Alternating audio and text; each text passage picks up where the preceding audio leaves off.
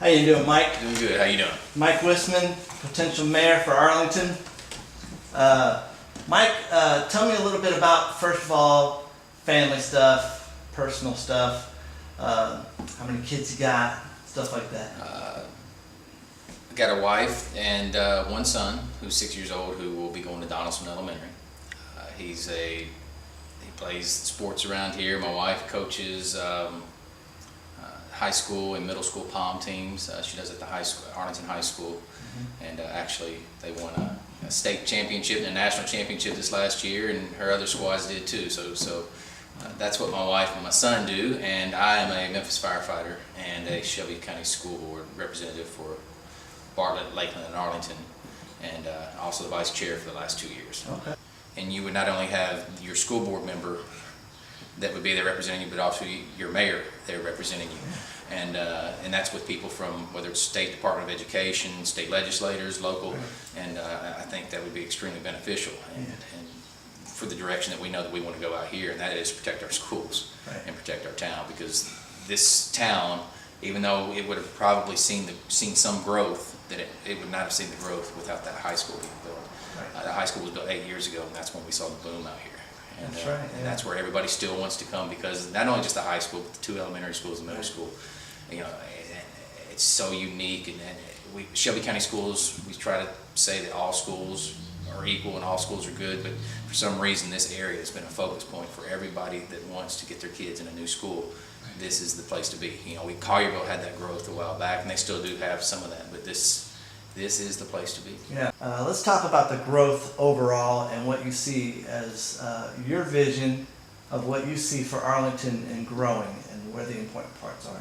Yeah, and I know we touched briefly. I think we have a good residential base here, you know, and I think that most people would like to see residential growth over commercial growth, but as a town, we do need some commercial growth.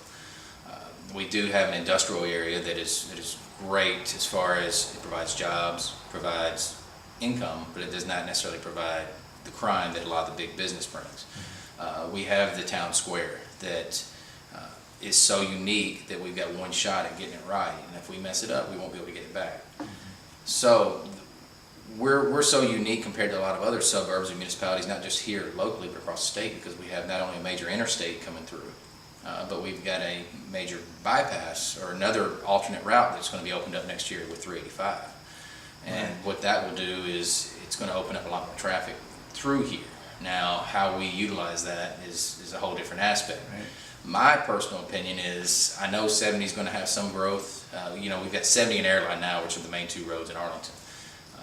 And those will continue to be. But I would like to see just moderate, slow growth, much kind of more unique growth, I guess you'd call it. The small business, the I hate to say mom and pop type places, but the locally owned business, not as much of your national franchises as possible, and try to move those when we've got some issues with sewage that we have to do over on Highway 64, but when 385 and 64 opens up, I just think we have such a unique opportunity there, because evidently Memphis has already seen it, because they annexed the other side of Highway 64, the south side.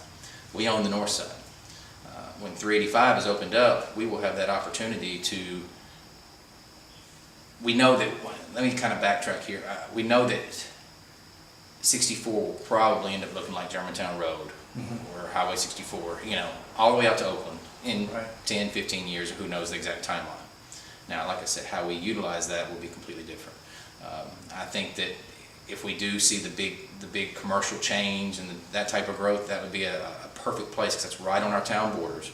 We can benefit from the tax income from that, but not necessarily be detrimental to the residential growth that we've been so fortunate to have out here. Kind of keep this, the Depot Square is the nucleus of the town, and try to grow. I'd rather grow out than grow in than out. It's good. That should be like a commercial. That's perfect. Yeah. We're unique, and we can be moderately growing and be very smart and selective, is kind of my little term I've been using, that we can say, all right, well, we can take, you know, we'd love to have your small business right over here, but if you're wanting to bring in this big national chain, we've got a great spot for you over on 64. you know, and that way the town benefits from the revenue, but doesn't benefit from necessarily all the traffic and the crime. And that's the key, is trying to keep 70 and Airline from being the next Poplar, Union, Germantown Road, whatever we have to do. And that's what's been unfortunate, even with Germantown and Collierville, they've got Poplar going straight through them, and you've seen the growth on them, you know, and you've got Stade right through Bartlett, and we've got 70. And so if we can kind of moderately grow 70 and do some unique things with the land over there, you know, because I know there's some issues with different issues with land that we're not sure what the cost would be to take care of it with, you know, with the flooding and everything. So let's it may be a great opportunity to make this the town, you know, whether it's small business, churches, so on and so forth here, big commercial outside, and it's a kind of a win-win for everybody. Yeah.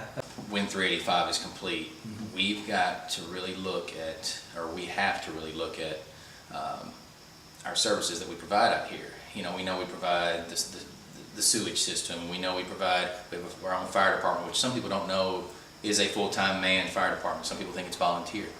And we are contracted with Shelby County Sheriff's Office for our police protection.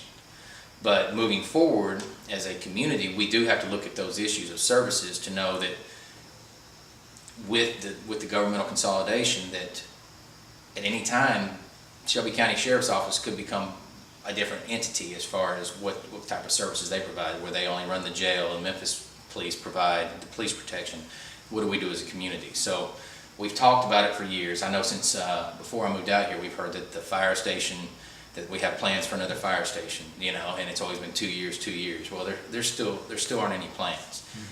Same as police protection. Now, I know that's a big issue. Everybody wants to know when or how, but we have to actually quit talking about it and actually put plans in place and say by, you know, say in 3 years or whatever the time frame we came up with, that we are going to have a police force in place or a new fire station. Instead of just saying we're going to plan, we actually have to put plans on paper and be ready to execute them, and be ready to execute them prior to that, possibly, if there is governmental consolidation. I feel that our Parks and Rec could be a lot better.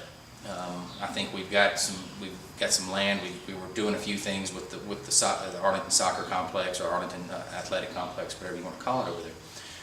But I think we could do more, and we can get more people involved on these boards and try to let them have some input as to what future we want to see. Because, like I said before, if we get people to play out here, then they'll stay out here and eat, and they'll shop, and they'll do all that.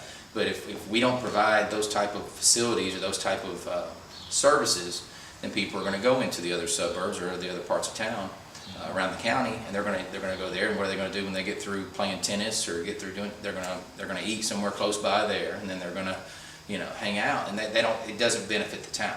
Right. And that's what it is. It's just being a real person, a real neighbor, a real friend, and that's what I am first and foremost. I'm a father, a husband, a neighbor, and a friend. And being a mayor, I feel that yes, you have your mayoral duties, but you also have to make sure you build that relationship in the community, and that's where I'm good at building relationships. That's my biggest asset that I've got, is that I can sit down, whether it's people that I agree or disagree on, I can still sit down with them and try to find a common ground. And because I say it or they say it doesn't mean it's always right. Yeah. And you have to find out why sometimes people are on two different ends of the table. And that's what I like to do. I'm a problem solver, and that's what I like to do. Awesome. All right, man. Thanks for coming. Appreciate it, bro. Well, I appreciate you.